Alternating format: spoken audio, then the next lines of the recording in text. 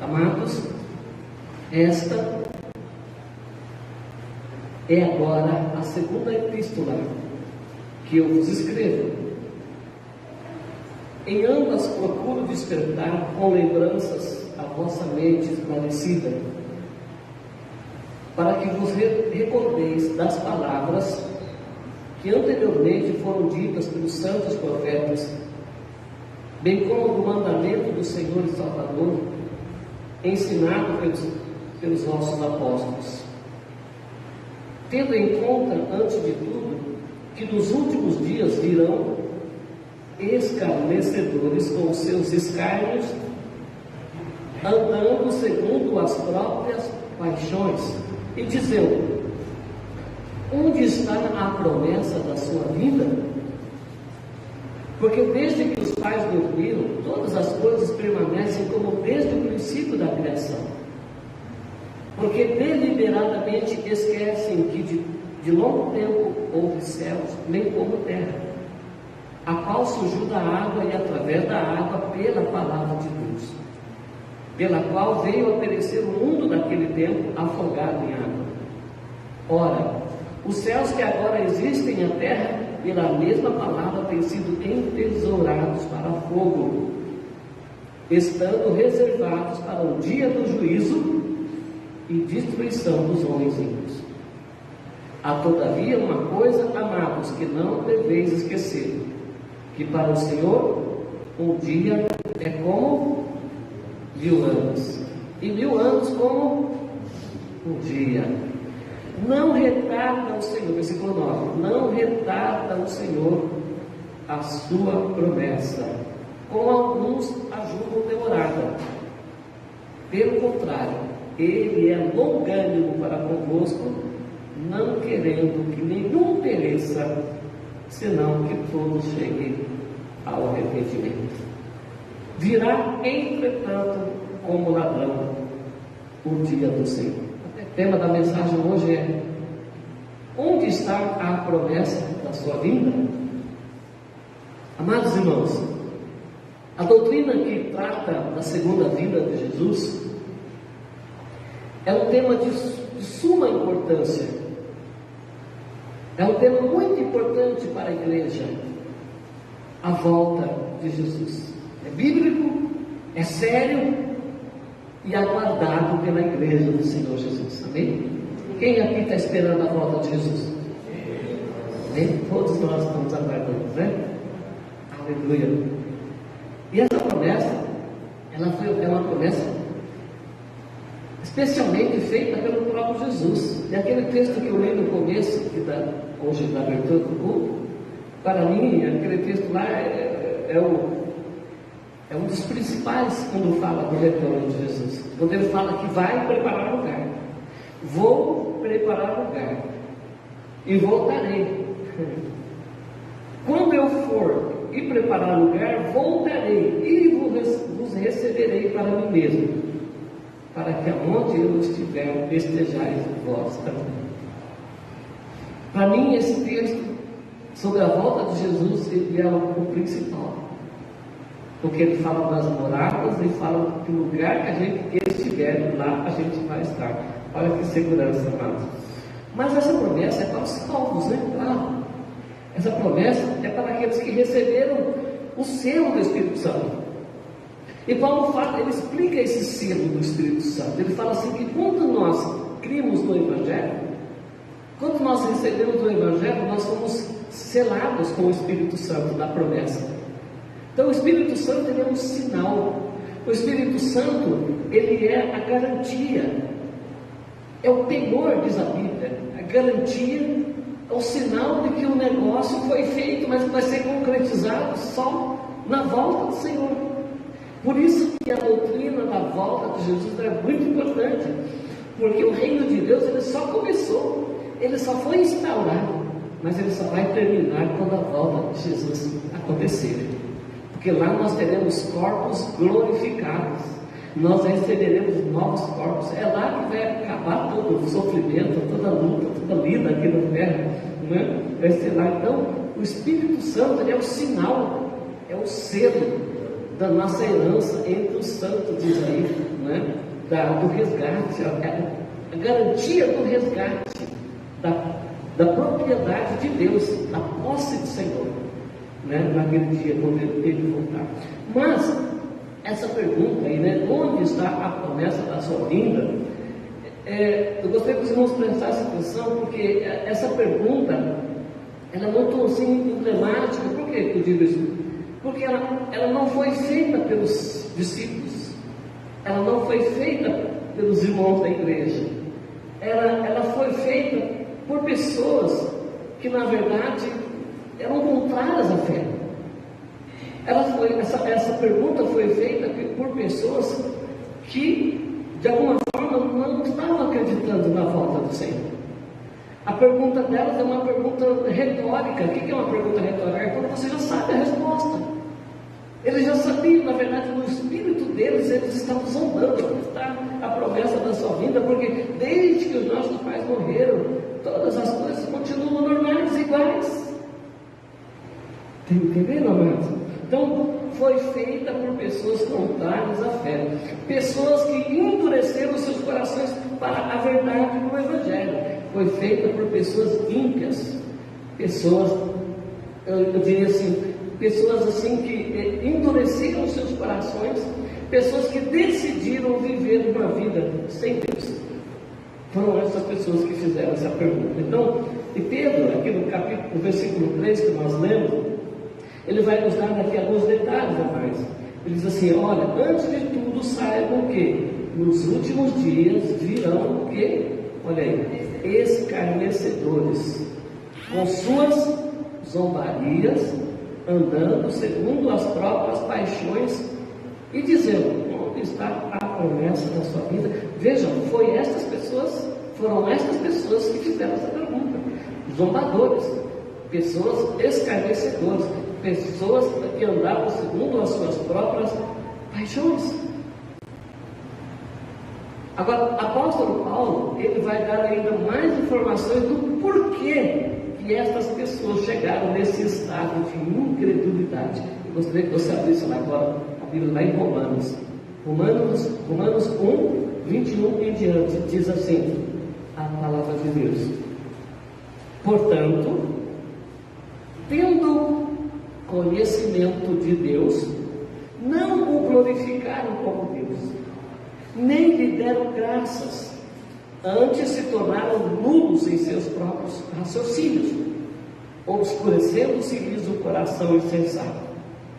Inculcando-se por sábios, tornaram-se loucos, e mudaram a glória do Deus incorruptível em semelhança de imagem de homem corruptível, bem como de aves, quadrúpedes e répteis.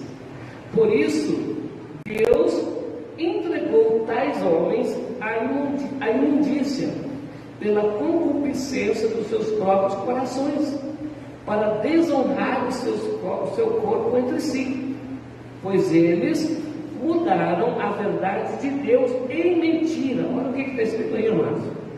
Eles mudaram a verdade de Deus em mentira, adorando e servindo a criatura em lugar do Criador, o qual é bendito eternamente. Amém. Por causa disso, 26, por causa disso os entregou Deus às paixões infames, porque até as mulheres mudaram o modo natural de suas relações íntimas por outro, contrário à natureza.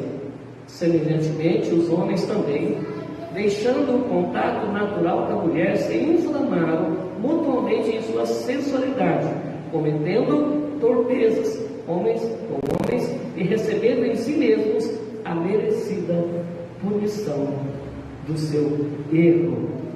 E, por haverem desprezado o conhecimento de Deus, o próprio Deus os entregou a uma disposição mental reprovável, para praticarem coisas inconvenientes, cheios de toda injustiça, malícia, avareza e maldade, possuídos de inveja, homicídio, contenda, dolo e malignidade, sendo difamadores, caluniadores, aborrecidos de Deus, insolentes, soberbos, presunçosos, inventores de males, desobedientes aos pais, insensatos, pérfidos, sem afeição natural, sem misericórdia.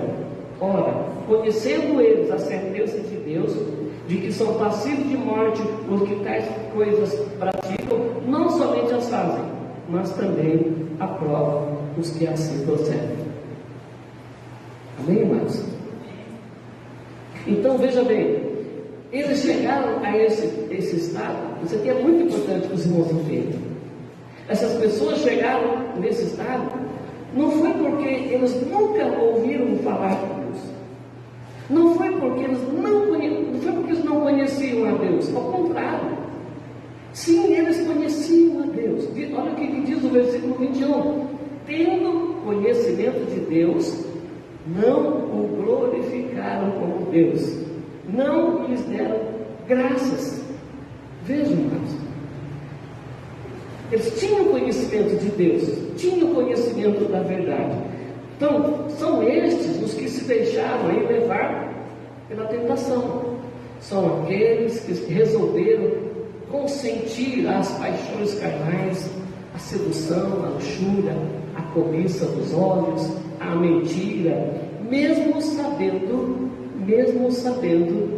quem era Deus, mesmo sabendo aonde isso ia dar, eles decidiram atentar, ou atender às suas próprias cobiças dos seus corações, amados. São estas pessoas, entendeu? Olha o que diz o versículo 26: por causa disso, Deus os entregou às paixões vergonhosas, relações íntimas, contrárias à natureza, homem com homem e mulher com mulher, paixões vergonhosas ou desonrosas. Entendeu? Essas pessoas decidiram fechar os olhos para Deus, decidiram fechar os olhos para a justiça de Deus, e a Bíblia diz que Deus então os entregou às paixões infames. Por causa disso, Deus permitiu que esses homens fizessem coisas horríveis, mudando até o curso natural das coisas, na relação íntima, homem com homem, mulher com mulher. Então isto é um erro, isto é um engano, e a Bíblia diz que receberão a punição dos seus próprios corpos. Olha o que diz a palavra, amados. Então, sim, as pessoas desse estado, elas têm a mente cauterizada, né? Elas acreditam que aquilo que elas estão fazendo é normal. Elas confiam, elas acreditam que aquilo que agora elas resolveram fazer é uma coisa natural, uma coisa normal, que ninguém pode falar nada. Você entendeu? Então, ou seja, mente cauterizada. Elas conseguem acreditar que a distorção que elas fizeram é algo normal, algo justo. E alguns até lutam e morrem por essa causa. Entendeu? Versículo 25 diz aí, isso aqui é importante, os irmãos gravarem: eles trocaram a verdade de Deus pela mentira. Percebe?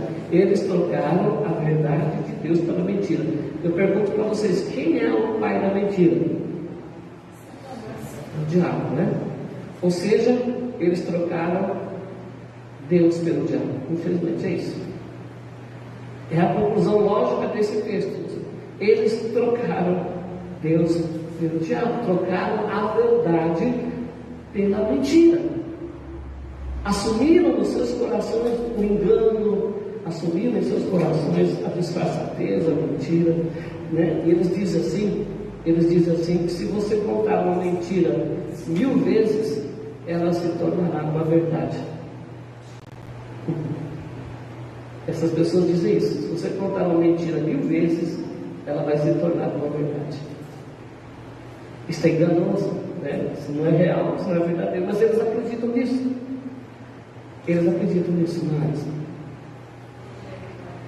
nós estamos vivendo tempos muito difíceis no nosso país, não é? Nós estamos vivendo tempos muito complicados. A Suprema Corte agora, eles estão julgando a questão do aborto. Eles arrogaram para si o direito de julgar a questão do aborto. Eles estão aprovando o aborto até a 12ª semana. Começou nessa sexta-feira. E aquela ministra, né, que agora vai se aposentar, ela fez questão de dizer que ela quer deixar esse legado lá no Brasil. Ela quer aprovar o aborto até a 12ª semana. E isso está numa audiência pública, e esteve lá o presidente da CNBB, da Igreja Católica, o representante geral da Igreja Católica, esteve lá aqui no Brasil. E ele fez uma exposição bíblica tremenda, maravilhosa, não sei se você tiver a oportunidade de ver. Uma exposição tremenda dos princípios de Deus, do que a Bíblia diz, de como a Bíblia trata a questão do aborto. Né? Ele foi muito feliz nas suas colocações. Mas mesmo depois do chefe da igreja, nesse caso a Igreja Católica, mas também é a mesma posição das igrejas evangélicas, mesmo depois de ouvir tudo aquilo, ela deu o seu voto conforme ela já estava programada para dar. Ou seja, ela já havia decidido o seu voto. Ela acredita nessa causa. Ela acredita que realmente não tem nenhum problema. Ela acredita que abortar um bebê, no caso no Brasil, até a 12ª semana, ou seja, a criança com 3 meses, que isso não é assassinato, não tem nenhum problema. É uma questão, eles acreditam que isso é uma questão de saúde pública. Né?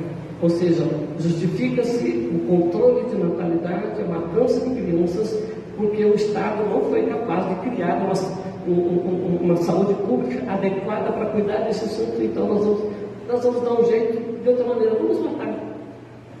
Esse é o que nós estamos vivendo neste momento. Eles acreditam nisso.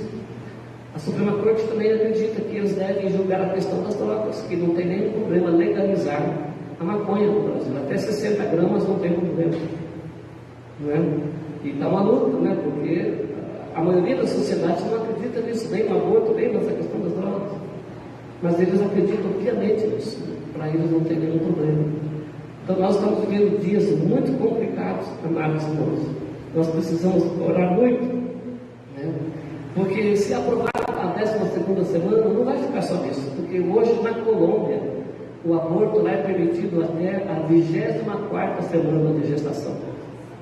Uma criança de 6 meses é assassinada lá na Colômbia, legalmente, sem nenhum problema, não dá cadeia para ninguém. Um país, né, hoje dominado por uma ideologia muito complicada na Colômbia. Então, nós estamos vivendo dias muito complicados, nós precisamos orar muito, nós precisamos clamar muito ao Senhor. Porque são pessoas desse tipo que têm perguntado, né, onde está a volta do Senhor? Vai voltar? Essa pergunta foi feita com um sarcasmo, com uma ironia, né? Onde está a vinda? Até isso estão tentando mudar, né, irmão? Nós temos que tomar muito cuidado. Agora, essa semana também, o executivo do país aí assinou uma portaria autorizando autorizando que as escolas tenham banheiro unissex. Está lá essa matéria também, essa semana foi aprovada pelo executivo do nosso país. Nas escolas não tem nenhum problema meninas e meninos entrar no mesmo banheiro se o menino achar que ele é menina e se a menina achar que ela é menina. E isso tem a ver com o quê? Isso tem a ver com ideologia de gênero, que também é um tema que eles querem aprovar de todo jeito. O que é ideologia de gênero? A ideologia de gênero, eles falam assim que a criança, quando ela nasce nasce um ser qualquer, ela não nasce nem homem nem mulher. Ela nasce uma coisa que nasce. E que ninguém tem o direito de dizer se ela é homem ou se ela é mulher. Gente, que mentira deslavada é essa? E tem as pessoas que advogam essa causa, eles acreditam piamente que isso é normal, que isso é realmente. Eles falam que isso é uma construção da sociedade, porque quando a criança tiver adolescente, é lá que ele vai, de acordo com aquilo que ele vai sentir, é que ele vai decidir se ele quer ser homem ou se ele quer ser mulher. Entendeu? Então nós estamos vivendo dias muito difíceis no nosso país. Nós precisamos orar muito, amados irmãos. A igreja precisa orar muito. Né? A menos que você concorde, né? A menos que as pessoas concordem. Será que as pessoas concordam? O seu filho homem chega lá com os 13 anos e fala: mãe, eu decidi agora ser mulher. A partir de hoje eu sou mulher.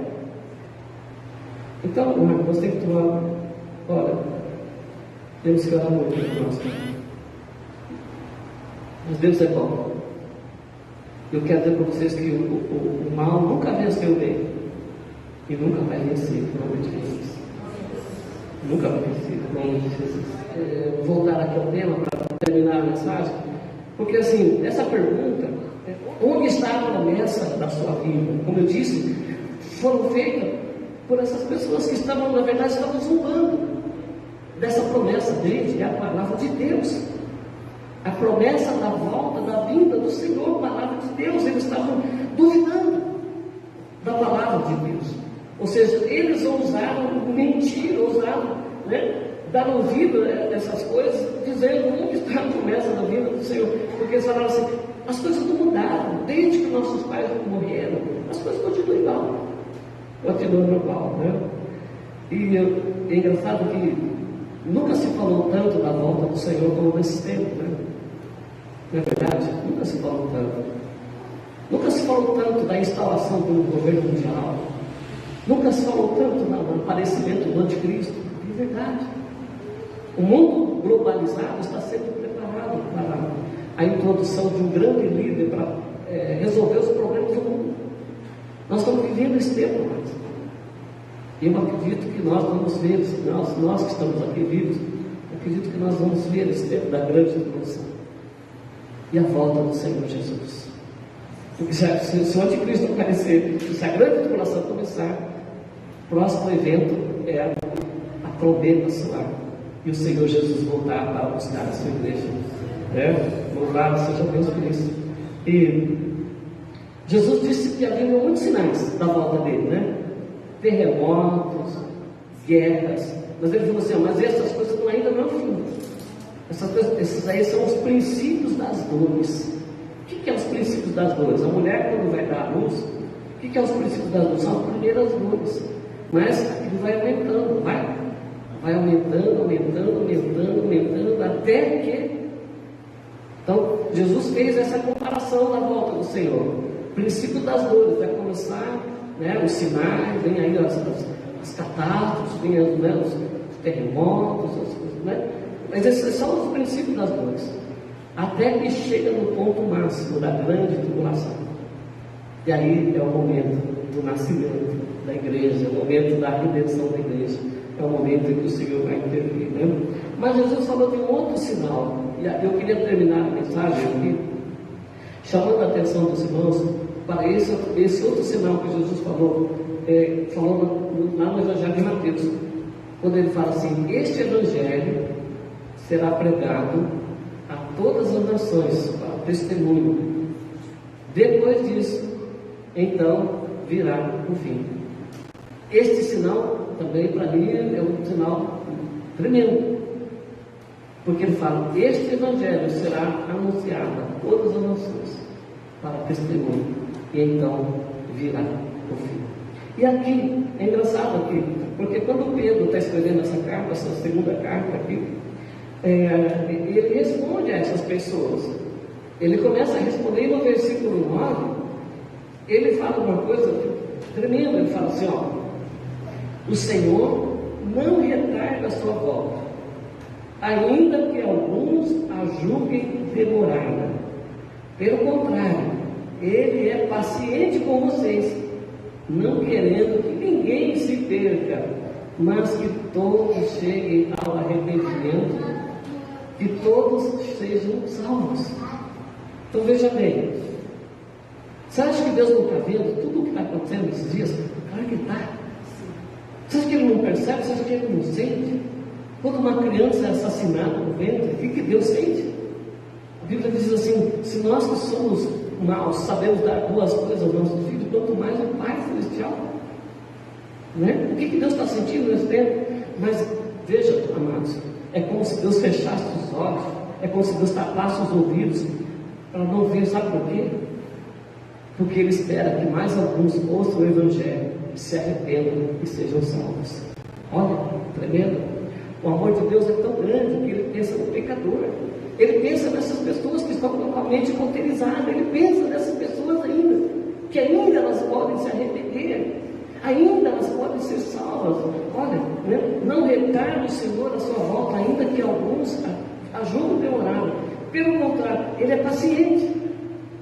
Ele tem paciência, mesmo com esse homem que sabe, voltou as costas para ele, mesmo com essas pessoas que têm acreditado na mentira, que têm trocado a verdade pela mentira, mesmo essas pessoas são razão. Mesmo essas pessoas, elas são alvo do amor de Deus, da salvação do Senhor.